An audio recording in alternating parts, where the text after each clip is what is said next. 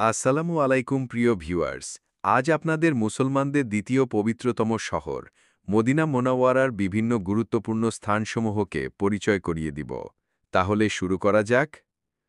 আরব উপদ্বীপের বুকে গড়ে ওঠা এক শহর, যার প্রতিটি মাটি, প্রতিটি ঘাসের ডগা ইতিহাসে ঠাঁই পেয়েছে। এটি মদিনা, ইসলাম ধর্মের দ্বিতীয় পবিত্রতম শহর, যেখানে নবী মোহাম্মদ সাল্লাল্লাহু আলাইহি ওয়াসাল্লাম কাটিয়েছেন জীবনের গুরুত্বপূর্ণ সময়। চলুন ঘুরে দেখি এই পবিত্র নগরীর কিছু অমূল্য স্মৃতিচিহ্ন, ইতিহাসের নীরব সাক্ষী। মসজিদে নববী ইসলামের ইতিহাসে সবচেয়ে গুরুত্বপূর্ণ স্থানগুলোর একটি। নবী করিম সাল্লাল্লাহু আলাইহি ওয়াসাল্লাম মক্কা থেকে হিজরত করে মদিনায় এসে প্রথমেই এই মসজিদ নির্মাণ করেন। প্রিয় নবীর অনেক স্মৃতি জড়িয়ে আছে এই মসজিদকে ঘিরে। নবী সাল্লাল্লাহু আলাইহি ওয়াসাল্লামের জামানায় এই মসজিদকে ঘিরেই রাষ্ট্র পরিচালিত হয়। এই মসজিদে বসেই আমাদের প্রিয় নবী সমাজের ন্যায়বিচার প্রতিষ্ঠা করেছেন। এই মসজিদের পাশেই রাসূল সাল্লাল্লাহু আলাইহি ওয়াসাল্লাম তার শেষ জিন্দেগি অতিবাহিত করেছেন।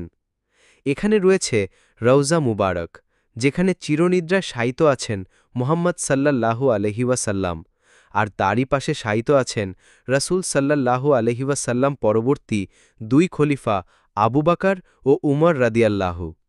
রওজাতুল শরীফের পাশে রওজাতুল জান্নাহ, যাকে জান্নাতের একটি বাগান বলা হয়। এখানে নামাজ আদায় করা বিশেষ ফজিলতপূর্ণ।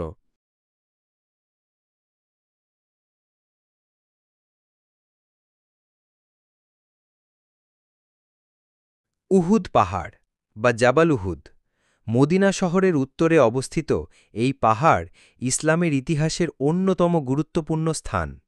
৬২৫ খ্রিস্টাব্দে এখানে সংগঠিত হয় উহুদের যুদ্ধ, যেখানে নবীজি সাল্লাল্লাহু তাআলা আলাইহি ওয়াসাল্লামের চাচা হজরত হামজা রাদিয়াল্লাহু তাআলা আনহু শহীদ হন। এই পাহাড়ের পাদদেশে রয়েছে উহুদের শহীদদের কবরস্থান, যেখানে সাহাবাদের প্রতি সম্মান জানাতে প্রতিদিন হাজির হন হাজারো ধর্মপ্রাণ মানুষ। কুবা মসজিদ বা বাংলাদেশে যাকে বলা হয় কুবা মসজিদ, মদিনায় নবীজি সাল্লাল্লাহু আলাইহি ওয়াসাল্লামের পা রাখা প্রথম স্থান। এখানে তিনি নিজের হাতে এই মসজিদ নির্মাণ করেন, যা ইসলামের প্রথম মসজিদ হিসেবে খ্যাত। নবীজি সাল্লাল্লাহু আলাইহি ওয়াসাল্লাম প্রতি শনিবার এখানে এসে নামাজ পড়তেন এবং বলেছেন, যে ব্যক্তি কুবা মসজিদে গিয়ে 2 রাকাত নামাজ আদায় করে তার জন্য ওমরার সওয়াব লেখা হয়। তাই হাজিরা এখানে গিয়ে নামাজ পড়তে যান, যা আজও চালু আছে। কিবলাতাইন মসজিদ, মসজিদ আল কিবলাতাইন। এখানে সংঘটিত হয়েছিল একটি ঐতিহাসিক ঘটনা।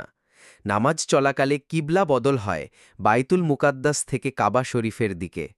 এই মসজিদে আজও 2টি মিহরাব দেখা যায়, স্মরণ করিয়ে দেয় সেই পবিত্র মুহূর্তের কথা।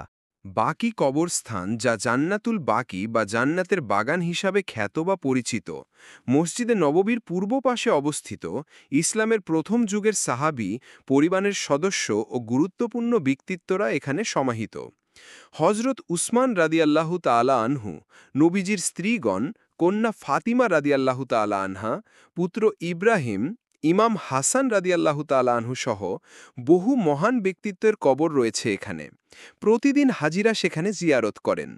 7টি মসজিদ বা সাবা মাসাজিদ, উহুদের যুদ্ধ বা খন্দকের যুদ্ধের স্মৃতিবাহী স্থান।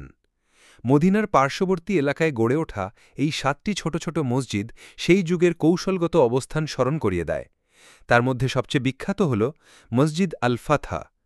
প্রতিদিন ধর্মপ্রাণ মুসলমানেরা সেখানে গিয়ে ইসলামের প্রথম যুগের গৌরবোজ্জ্বল দিনগুলোর কথা স্মরণ করেন। গ্যাসুয়া কূপ বা বীর রোহা বা বীর ঘস এটি মদিনার আরেকটি গুরুত্বপূর্ণ স্থান। নবীজি এই কূপের পানি দ্বারা অজু ও পান করতেন। অনেক হাদিস থেকে জানা যায় রাসূল সাল্লাল্লাহু আলাইহি সাল্লাম ইচ্ছা প্রকাশ করেছিলেন তাকে যেন এই কূপের পানি দিয়ে গোসল করিয়ে দাফন করা হয়।